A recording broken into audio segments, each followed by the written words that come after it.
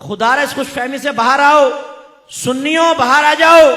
यह हमें धोखे में मुब्तला किया गया है कि तुम नबी के नाम के नारे लगाओ, नात खानी करो, नजात पा जाओगे। कोई ऐसे स्टैंडर्ड शरीयत ने नहीं दिया। इताअत रसूल है।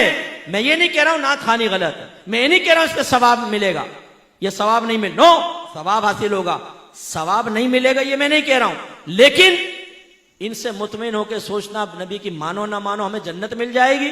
मैदान माशर में पहुंचेंगे तो फरिश्ते आएंगे, हुजूर टनटन सुन्नी साहब आप यहां खड़े, जन्नत तो आपका इंतजार कर रही है। और ये मटकता हुआ झूमता हुआ सीधा जन्नत में चले जाएगा। मुफ्ती साहब लाइन में लगे हुए हैं, ये पप्पू निकल जाएगा वहां पे, क्योंकि हर रात ये नात खानियों में बैठा करता था। भाई कुल हाथु बुरहानकुम इन कुंतुम सादिकीन, लाइए अगर आपके पास दलील है तो पेश कर देना। सिवाय आपके हुस्न जन के क्या है? आप कहेंगे जी हमारा हुस्न जन है, अल्लाह करम फरमाएगा। आपके हुस्न जन की तरह तो काफिर भी हुस्न जन रखता है। हिंदू भी कहता है अभी मेरा हुस्न जन है, मेरी बुतों की इबादत से अल्लाह ताला मुझे निजात देगा। क्रिश्चियन भी ये कहता है ईसा अलैहिस्सलाम को मैं अल्लाह का बेटा मानता हूं, अल्लाह मुझे निजात देगा। हुस्न जन पर फैसला नहीं होता, वरना तो हर एक हक कहलाए, दलील पर फैसला होता है।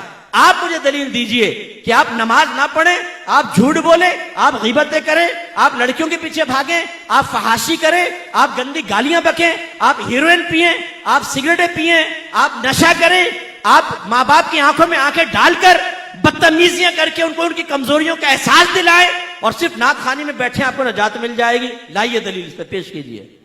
मैं यही बैठा हूं, लाओ दलील लेकर आओ यहां पर कि आपका जुलूस निकालना आपको नजात दे देगा, लाइटिंग करना आपको नजात दे देगा। गलत। अगर किसी ने आपको जहन बनाया है, किसी नात खान ने जहन बनाया है कि आप सरकार की महफिल में बैठे हैं और जो सरकार की महफिल में आता है सरकार बरोज़ क़यामत उसको सीने से लगाकर जन्नत में ले जाएंगे, आपके ऊपर वाजिब है आप उस नात खान को बाद में रोकें और कहें इस पर दलील पेश करो। ठीक है हम तुम्हारी बात मानते हैं। नहीं मानते मुफ्ती साहब की बात, वो डांट के चले गए, सख्त लहजे में गुफ्तगू की, तुमने बड़ी प्यारी बात कही, लाओ दलील दो। जब तक नात खान दलील ना दे बंद कर लेना उसको घर के कमरे में। बोलना कि नहीं जाने देंगे। तुमने कैसे धोखे में मुब्तला किया, तुमने हमें नमाजों से दूर कर दिया, तुमने तकवे से दूर कर दिया। हराम खा खाकर नात खानियों में आकर बैठकर हम सब समझते नजात हो जाएगी। कैसे हो जाएगी? जो हराम माल के साथ हज करे, नबी करीम फरमाते हैं अल्लाह उसका हज कबूल नहीं करेगा।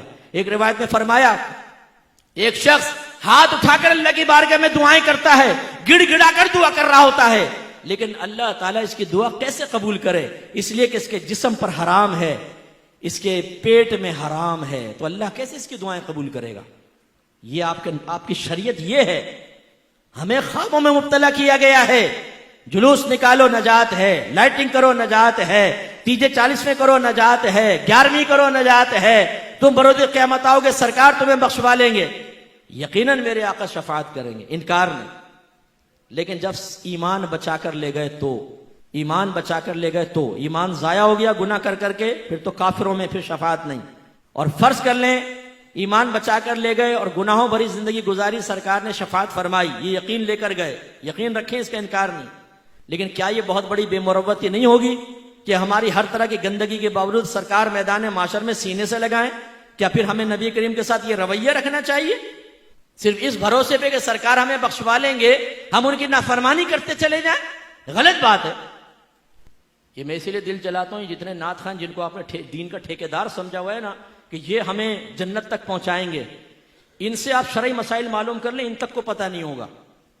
इनके घर में इनके अजवाज को पता नहीं होता है। सबकी बात नहीं कर रहा हूं, लेकिन अक्सर को मैं जानता हूं। वैसे आके ऐसा आपके सामने शेर पड़ेंगे जैसे दीन अगर इन्हीं के साथ दर्द चल रहा है, वरना ये ना हो तो दीन ही ठप हो जाएगा। तकब्बुर का आलम ये होता है कि बड़े नात खान को कभी आपने नहीं देखा होगा किसी आलिम का हाथ चूमते हुए, इतने मुतकब्बिर होते हैं। याद रखें, नात खानी फी नफसी कोई कमाल की बात नहीं। मैं दलील से कहता हूं, दावा करता हूं, पूरा कुरान पूरी हदीस, एक आयत एक हदीस ले आए जो नात खान के फजाइल पर मुश्तमिल हो, लेकर आए। मैं बोलता हूं, चैलेंज करता हूं आपको, मैं आलिम दीन के ऊपर फजाइल के ऊपर आपको सैकड़ों आयात हदीसें पेश कर सकता हूं। नात खान पर एक पेश करें आप कि नबी करीम ने फरमाया जो नात खानी करेगा नात पढ़ेगा। और बोलते क्या है? सरकार ने मुझे अपनी नात की खिदमत के लिए मुंतखब कर लिया है। अच्छा भाई ला दलील दे, ख्वाब में आए थे सरकार, या तुझे टेलीफोन किया था, या किसी के जरिए पैगाम पहुंचाया था कि तू इस खिदमत में मामूर हो जा? किसने कहा था? वो आपको मुतासिर करने के लिए। और हम बाज़ औक़ात आलिम और नात खान को बिल्कुल बराबर का दर्जा देते हैं, बल्कि बाज़ औक़ात तो नात खान ऊपर हो जाता है, आलिम नीचे होता है। आपकी मस्जिद का इमाम वो अगर बैठा हो और एक मशहूर बड़ा नात खान आकर बैठे, आपका इमाम हकीर होगा, चाहे वो आलिम दीन हो, वो नात खान को बड़ा सोफा दिया जाएगा, इमाम साहब साइड में बैठे होंगे। ये तकसीम किसने की है? ये नात खानी को इतना ऊपर जो आपने चढ़ा दिया है। जो रियाकाराना, बाज नात खान रियाकाराना नात पढ़ते हैं, पैसे के लिए नात पढ़ते हैं। अगर आप उनको पैसा ना दें, आप बुलाएं नात खान को, बोले पैसा एक भी नहीं देंगे, आ जाए ना, अल्लाह के लिए पढ़ना, चल रहे भाग जाएगा। मैंने एक दफा फोन किया एक नात खान को, उनके असिस्टेंट ने उठाया, मैंने नाम नहीं जाहिर किया, मैंने कहा फुला हैं, बोले वो मसरूफ हैं, आप बोले क्या करना है। मैंने कहा मैंने कहा चलो आजमाता हूं। मैंने कहा एक नातिया महफिल रखनी है, उनसे टाइम लेना है। हाँ बताएं, मैं उनके असिस्टेंट हूं।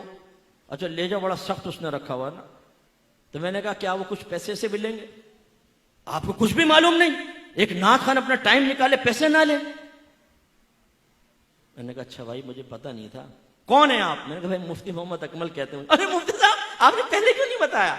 यार तुम अभी तो डांट रहे थे मुझे, तुम मुझे जलील कर रहे थे फोन के ऊपर, अभी मैंने नाम लिया तो तुमने फौरन, अगर यानी आम आदमी हो तो जलील करो उसको जितना मर्जी, पैसे के बगैर तुम आते नहीं हो। पैसे लेके इस्तंजा खाने में जाके लिफाफा गिनते हो, कितने पैसे दिए, कम होते हैं तो आके लड़ना झगड़ना शुरू कर देते हो। इनको कोई सवाब नहीं मिलेगा जो पैसे के लिए पढ़े। किसी नात खान पे बदगुमान भी ना हो, मादल्ला मैं पर्टिकुलर को नात खान का नहीं कह रहा हूं, लेकिन मैं इन लोगों के दरमियान बड़ा रहा हूं।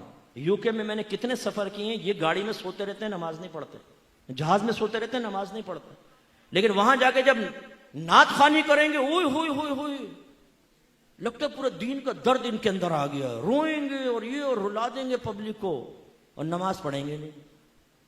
ये नहीं क्या कर रहे हो? और आपने उनको हीरो बनाया हुआ है। जो बादशाह नात खान हो, अल्लाह के लिए पढ़े, इनकी शनाख्त पहचान को इतनी मुश्किल नहीं होती, उनको इज्जत जरूर दें, किसी पे बदगुमानी भी ना करें। लेकिन मैं आपको जो बात समझाना चाह रहा हूं वो ये कि आप अगर सिर्फ इस खुशफहमी की दुनिया में नातिया अशार सुनकर गुम हो गए तो याद रखें इसका अंजाम बड़ा दर्दनाक है। मायार बनाएं अपने नबी की तालीम को, मायार बनाएं सहाबे कराम को। बस आखिरी सवाल, बयान खत्म। यह बताएं किसी सहाबी ने ऐसा किया कि उन्होंने सारा दिन नात खानी की हो, सारी रात नात खानी, और बैठे बैठे सरकार के या रसूलल्लाह या रसूलल्लाह या रसूलल्लाह या रसूलल्लाह के तस्बीहें पड़ी हों और नारे लगाते हो बाहर निकल, गुलाम ये रसूल में मौत भी कबूल है, लेकिन फिर ना नमाज पढ़ी, ना रोजा रखा, ना कुरान की तिलावत, ना जिहाद पर गए, ना जमात से नमाज पढ़ी, और वो मादल्ला गुनाहों में लगे रहे। लेकिन जब उनसे कहा गया कि आप ये क्या कर रहे हैं, तो कहा कि देखो तस्बीह तो पढ़ता हूं सरकार की, नात खानी भी तो कर रहा हूं, सरकार के नाम के नारे तो लगा रहा हूं, तो नजात हो जाएगी। है कोई ऐसी मिसाल? बोले है नहीं है ना? लेकिन हमारे यहां है, मिसाल नहीं मिसालें हैं। हम खुशफहमी में मुब्तला हैं। ये महफिल जरूर करें, अल्लाह ताला इस पर सवाब भी देता है। अगर उसकी रहमत जोश में आए तो बख्शिश और नजात का जरिया भी बन सकती है, लेकिन गारंटी नहीं है। असल चीज मयार शरा क्या है? इताअत रसूल। तो मैं गुजारिश करता हूं अपने करीबी जो मस्जिद में आलिम दीन हो उनके पास जाएं, उनसे गुजारिश करें, बल्कि कोई कमेटी वाले ऐसे हों, और हो सकता है हो भी रहा हो, मैं एक सजेशन दे रहा हूं, अपने कमेटी वालों से जाकर कहें कि हमारी मस्जिद में फर्ज उलूम कोर्स का इनेकाद करें, हमें फर्ज उलूम सिखाए जाएं, जिसमें अकायद भी होंगे, अहकाम शरअ भी होंगे, गुनाहों की मारिफत भी होगी, वो सीखिए। और अगर आपको, और अपने घर की बहनों को सिखाइए। अगर आपको कहीं पर भी कोई नहीं मिलता, मेरा नंबर ले लीजिएगा, ऑनलाइन कोर्स कर लें, फर्ज उलूम कोर्स करें, अपने घर की बच्चियों को कोर्स करवाएं, इंतहाई इंपॉर्टेंट है। और फिर इताअत रसूल की तरफ आए। इताअत रसूल कब होगी? जब आपको अहकाम रसूल पता होंगे। और अहकाम रसूल कब पता चलेंगे? जब आप सीखेंगे। ऐसे तो हुक्म आपके घर में तो नहीं आ जाएगा, आप सीखें जहन इस्तेमाल करने के बारे में क्या शरई अहकाम है, आंखों के बारे में, नाक के, जबान, हाथ, आपका सितर शर्मगाह, आपके पैर, पैसा कमाने के क्या अहकाम है, पैसा खर्च करने के क्या हैं, किराए पे चीज को लेने देने के अहकाम क्या हैं, तिजारत के क्या हैं, इन्वेस्टमेंट के क्या हैं, ये तमाम, दोस्ती करने के अहकाम क्या हैं, दुश्मनी करने का अहकाम क्या है। जब आपकी तमाम चीजें दायरे शरीयत में आ जाएंगी तो फिर आप हकीकी आशिक रसूल बनेंगे, वरना उससे पहले सिर्फ ज़बानी दावे हैं या हुस्न ज़न है। आखिरी बात, मेरी किताब है कुर्ब इलाही जो मैंने अभी लिखी है। खास तौर पे मैं नौजवानों से गुजारिश करता हूँ थोड़ा सा पैसा जमा करके किताब खरीद लें। हाशिम साहब यहाँ होते हैं, इनसे मालूम कर लीजिएगा, इंशाल्लाह मेरा नंबर इनके पास है, ये आपको पहुँचा देंगे।